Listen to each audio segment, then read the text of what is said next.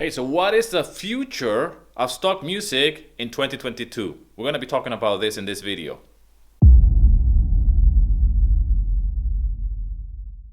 Cold morning here in Greece, and I probably look like one of the characters or a character from one of those films like Lord of the Rings and whatnot, wearing a hoodie like this.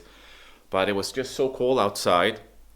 And I usually do a video like this around this time of the year, kind of like see where is this marketplace is going, where's the stock music marketplace going, kind of like predictions, if you will. And I've been doing this for a few years now, and I want to keep that tradition. So in this video, we're going to be talking about the future, or what I see as a music composer that sells music on stock libraries in 2022, what's coming up, what's the future, and where these marketplaces are going. So we're going to be talking about this in this video.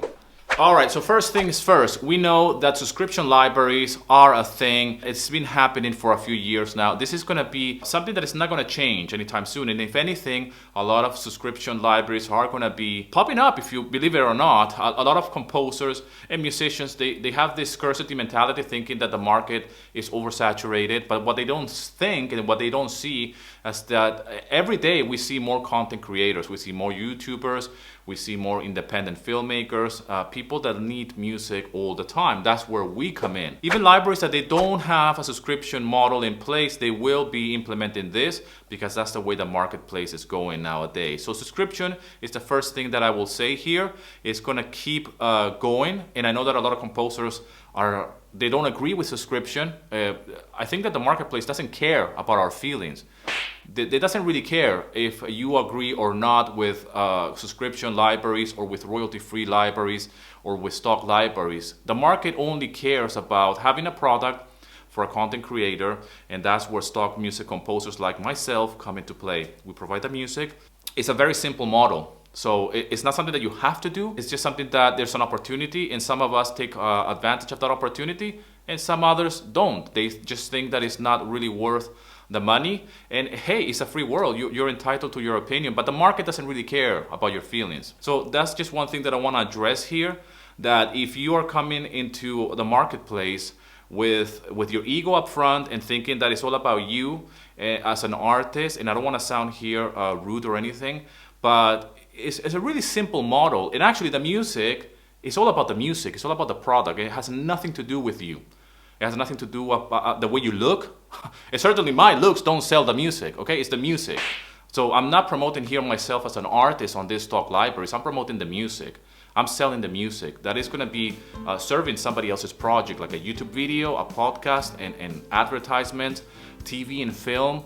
So that's what's important here. It's not about me. It's not about my name. It's not about my reputation as a stock music composer or as a human being in general, or what my thoughts are about anything.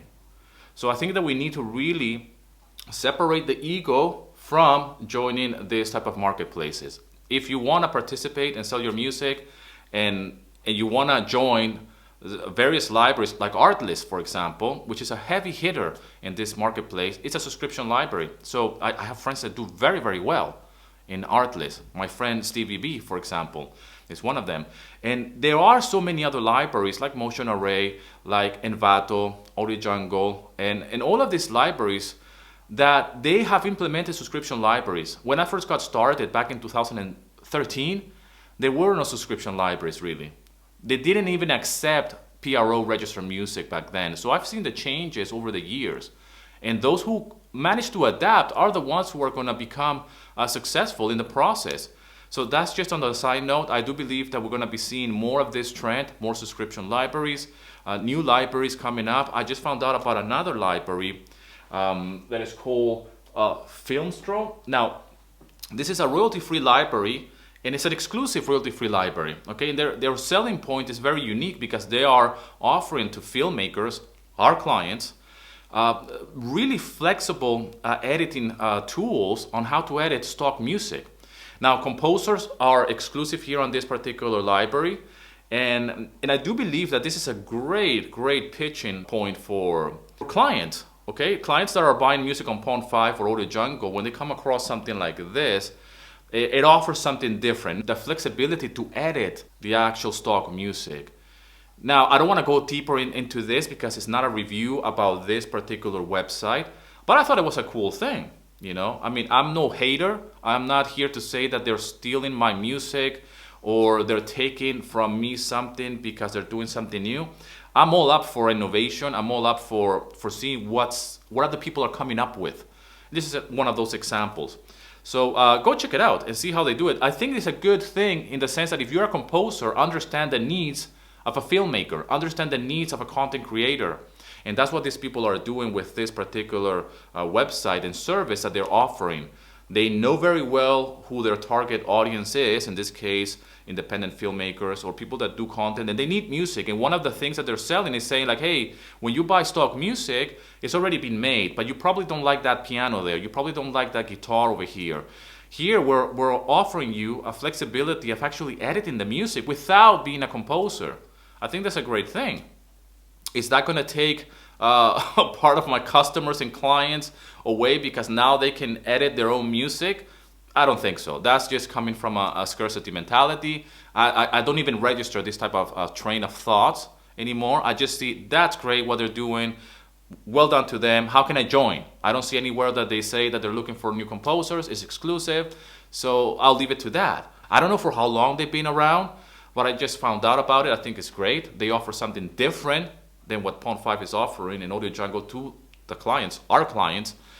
And this is something that we can learn from. And we see what the needs are. There's a YouTube video where they're explaining to filmmakers on how to edit the music and how they sync the music into the video and the flexibilities that you have with the music to actually edit that. So it's a great thing for us as composers. It gives us an insight into what goes into the mind of a filmmaker. NFTs. Now, this is not a channel about NFTs, but I know that this is something that, everybody is talking about now. And I don't know how that will affect, and I hate to use that word affect, because I do believe in evolution. So it's not how that will affect music in general, not just music licensing, but music as we know it. I just think this is a natural evolution of things and technology. So we'll see where that's going to go. I don't see how NFTs are going to be integrated with music licensing, but they will be a change for sure. I don't think it's something that is going to replace one or another. I think it's going to be something that we probably are not even aware of it, and it's just right in front of our eyes. Great times to be alive. Technology is bloody amazing, and I'm more than happy to be part of this. I've seen so many changes, like I mentioned to you, just in stock libraries in the last few years, that I can't wait to see the different changes and evolutions and what's happening. Anyways, what I'm going to say is that you need to take the opportunity. Some of us take the opportunity. Some of us are jaded and cynical about it. And again, it's a free world, but change is the only thing that is unstoppable. It's something that we can always bet everything that we have on change. Are you willing to make the change? Are you willing to go and jump in with all of these changes that are happening in the marketplace? Some composers nowadays want to license their music on their own. That's a great thing to do. Have your own website and license your music on your own. Share what you're doing with the public. And you can just not only sell your music on marketplaces, but sell it on your own website. This is a real thing. People do this. People can just, open a music library. I have so many ideas that it's just a matter of thinking, where should I focus my energy? Okay, I've been told multiple times I should open my own music library, my own royalty-free library. It's a great idea. I can invite you to my own music library and say, hey, I have this new music library, submit music here. It's going to be, 50-50 share. I'll run the whole thing and, submit. It will be non-exclusive. These are the terms and conditions like any other stock music library. But I will have to offer something as well great to the client, to our clients, because we're going to be in this together. Now, these are just ideas that I'm just throwing at you like this, so you can see where can you see possibilities as a music composer, as a creative being. I don't know where you are. I don't know if you're an artist. I don't know if you have, if you're teaching an instrument to somebody, like you're a piano teacher or whatever. I don't know if you're in a band. You're probably doing something with music and you just see stock music as an opportunity to earn some money on the side. That's a great idea. You could be many things. I've met so many people from all walks of life, from different backgrounds that want to get into music. And that's a great thing because it is an opportunity. You are exercising as well your entrepreneurial skills, which you need. And that's why I said in the beginning of the video, the marketplace doesn't care about your feelings. What it cares is about the product. And in stock music, the product is not you. The product is the music itself. And that's the beauty. That's why I love it. Because it has nothing to do with my age, my looks, where I live, the way I speak. It has nothing to do with that. It has to do with the music. It doesn't even have to do with what instrument I play. It has to do with, can I deliver? Can I put this into the world and the world will give me real-time feedback, immediate feedback. So if you upload a track right now and it gets rejected, well done. Somebody gave you feedback on your music. This is devastating for most composers or for most musicians because we have a big ego, me included.